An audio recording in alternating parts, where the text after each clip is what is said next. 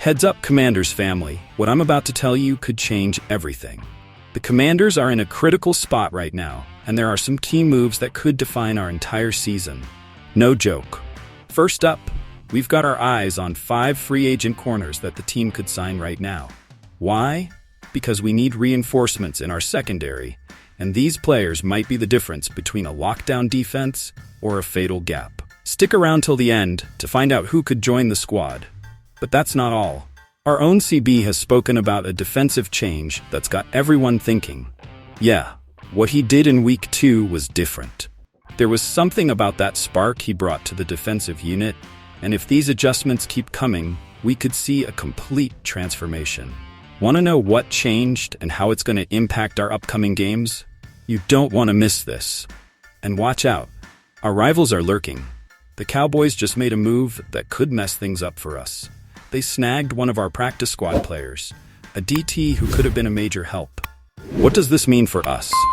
This signing leaves us exposed in a crucial spot, and you can't miss how it could affect our upcoming matchups. So if you're a true Commanders fan, hit that subscribe button now, drop a like, and stick with us to get the scoop on all these explosive moves. Let's discover together what's coming next. Let's get straight to it. After 2 weeks into the season, the Commanders' pass defense is wobbling. Sure, we won the game against the Giants, but do we really think this secondary is ready to stop the lethal air attacks coming our way? Here's what I'm saying. Benjamin St-Juste has stepped up, the rookie is still learning, and we've got a cornerback injured. But is that enough? Let me ask you, are we ready for what's coming? Because I don't think so. Now, this is where things get serious. There are 5 cornerbacks in free agency that the Commanders need to look at right now. We can't afford to sit back and hope the situation gets better.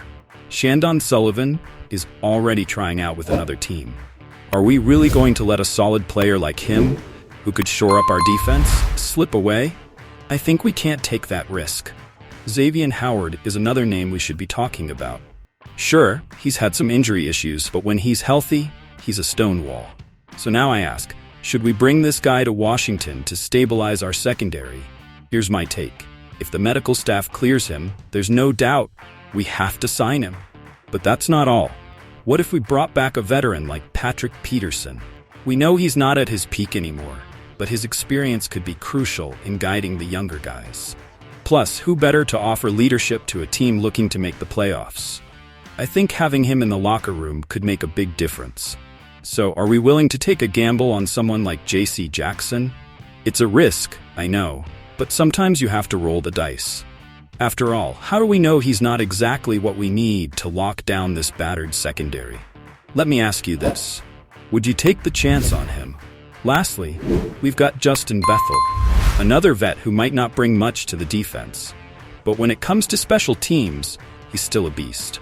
And if we've learned anything, it's that we can't overlook any detail at this point in the season. All right, Commanders family.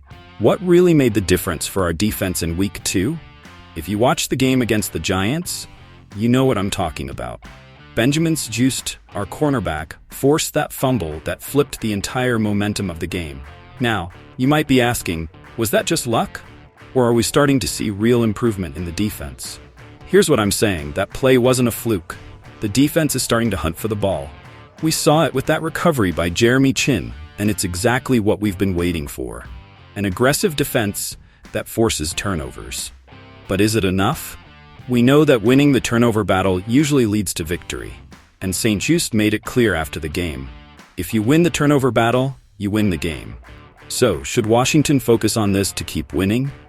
I think so, because it's not just about stealing the ball. It's about the energy, the communication, and we saw clear improvements in week 2. They were running, they were tackling. From the first to the last quarter, that's what we wanted to see after the issues we had in the season opener. But now I ask you, is this enough to stop someone like Jamar Chase in week 3? That's the real challenge. Look, I'll be honest with you. What we did against the Giants was impressive, but do we really think we can keep up that level against a receiver like Jamar Chase? Chase is probably the most explosive receiver we'll see all season. And while Malik Neighbors of the Giants had several receptions in week 2, he didn't dominate like Chase has in other moments of his career. I believe we're about to face a completely new challenge, one that will test every part of this defense, from the front line to the secondary. The big question is, can we improve our communication enough to contain such an explosive receiver? St. said it well. Communication was better, but not perfect. And it's true, we've seen progress. But this isn't just about improving, it's about excelling, being perfect on the field. We've got a lot riding on this game. If we fail in communication, if we let Chase get away, it could cost us not just the game, but the confidence we're building as a defense. Here we go. Commanders family, and I don't know about you, but I've got to talk about what just happened. The Cowboys just signed defensive tackle Carlos Watkins from our practice squad. Yes, the same Cowboys, who always give us a tough time. Now, Watkins isn't just any player. He's been in the league since 2017, drafted in the 4th round by the Texans. And if you look at his track record, he's had his moments. But here's the thing. Why are the Cowboys picking up a guy from our practice squad? Is it a strategic move by them or just luck? Here's what I'm saying. Watkins isn't a stranger to Dallas. He's played several seasons with them, and now he's back at a crucial time to fill in for Jordan Phillips, who's going to injured reserve. Sure, Watkins isn't the most explosive player out there, but for a team like the Cowboys that needs depth on the defensive line, it makes sense to bring him back. So what does this mean for us, the Commanders? I'm asking you this. Have we lost an important piece, or was Watkins not good enough to make the active roster? Look, Watkins has been through the Texans, Cowboys, Cardinals, Rams, and finally landed on our practice squad. Now, some might say that if he couldn't stick with a team, he might not be that impactful. But I'm not so sure. I believe any player who's been in the league for that long knows how to stay relevant. In 2023, he played 2 games for the Cardinals, got 7 tackles, and even had a sack in 1 start. Not a bad performance for someone at the bottom of the roster. Now listen up, because this is where I get serious. The Cowboys have had defensive issues, and if Watkins can give them some stability, that puts us in a tight spot. We've let a player go who maybe could have been useful in our defensive line rotation. Are we sure we didn't need him? Because to me, this looks like an oversight.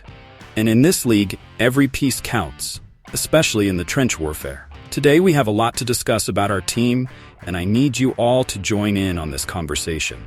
First, let's talk about our secondary. Who do you think would be the perfect addition to strengthen our pass defense? We need your opinions, because together, we are stronger. Now, moving on to our next challenge, the Bengals and their formidable aerial attack. Are you convinced our defense has what it takes to contain Jamar Chase in Week 3? Share your strategies, because every idea counts. Finally, we can't overlook the departure of Watkins to the Cowboys. Do you think we let go of a valuable player, or was it the right decision for the team? Your perspective is crucial to understand this move. Commanders family, this is our team and our passion. Every comment, every opinion makes us stronger as a community. If you haven't done so yet, I invite you to subscribe to the channel right now. That way, you'll stay updated on every piece of news, analysis, and discussion about our Commanders. Together, we'll celebrate every victory, overcome every loss, and build the future of this franchise. Click that subscribe button and join this family. Your support is the heart of this channel. And remember, your voice is crucial in this community. Leave your comments, share your ideas, and be an active part of this Commanders family. See you in the next video to keep living this passion together. And remember, hail to the Redskins!